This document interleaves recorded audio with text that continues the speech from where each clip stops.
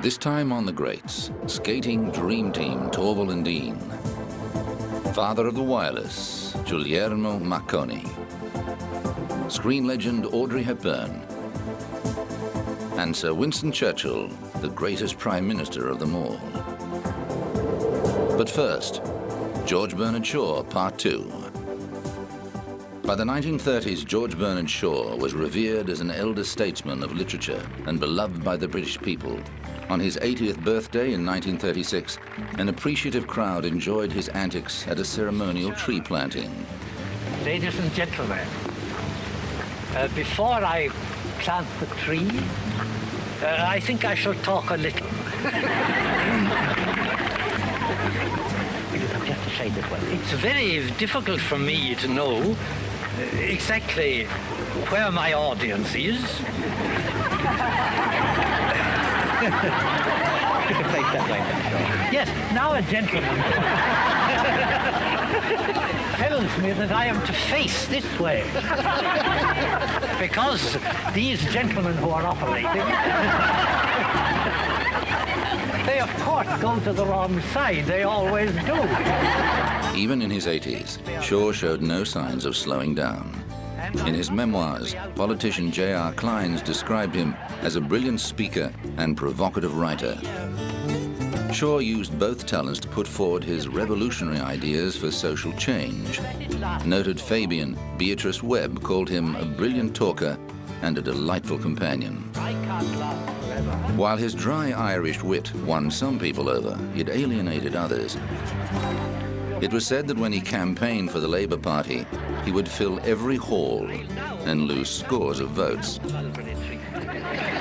I am in a certain difficulty about it because it's perfectly obvious to all of you that it's already planted.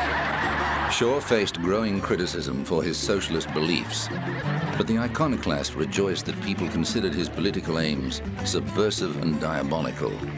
He openly visited communist China and returned a firm supporter of Stalin, dismissing reports of famine and exploitation. A prolific correspondent, Shaw wrote more than 250,000 letters during his lifetime to friends as varied as actress Ellen Terry, boxer Gene Tunney, and writer and fellow political agitator H.G. Wells. His country house in Hertfordshire, Shaw's Corner, provided the perfect retreat for writing. The Edwardian villa was built in the distinctive arts and crafts style and was his home for more than 40 years. The garden was the joy of Shaw's life and included an area set aside for Shaw to chop wood. While he had no interest in the plants that grew there, Shaw loved to take his exercise around the rambling grounds. His gardeners remembered seeing Shaw and his wife Charlotte walking around the garden deep in conversation, putting down stones to mark when they'd walked a mile. Charlotte's summer house was converted into a writing hut for Shaw that revolved to catch the sun. It was built with casters that fitted on a circular track. The hut had electricity and even a telephone connection to the house. Shaw wrote many of his major works there, including Man and Superman and Pygmalion. Conservative politician Nancy Astor once banged on the door and called to Shaw, "Come out of there, you old fool. You've written enough nonsense in your life." After Charlotte's death in 1943, Shaw gave up their London flat and retreated to Shaw's Corner permanently. He loved tending to the grounds, and his death at the age of 94 was caused by a fall from a ladder while pruning a tree.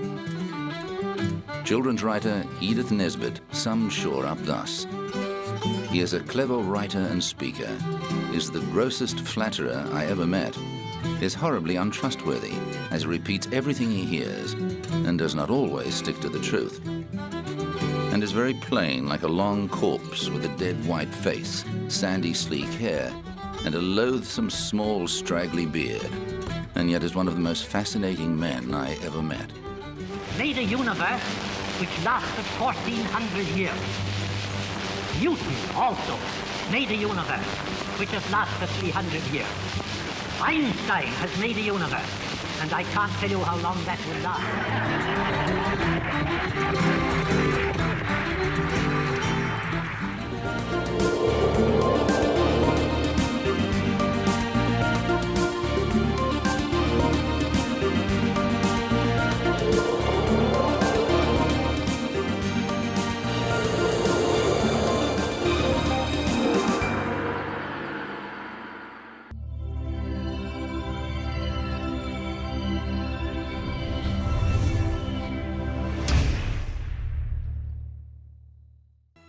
3,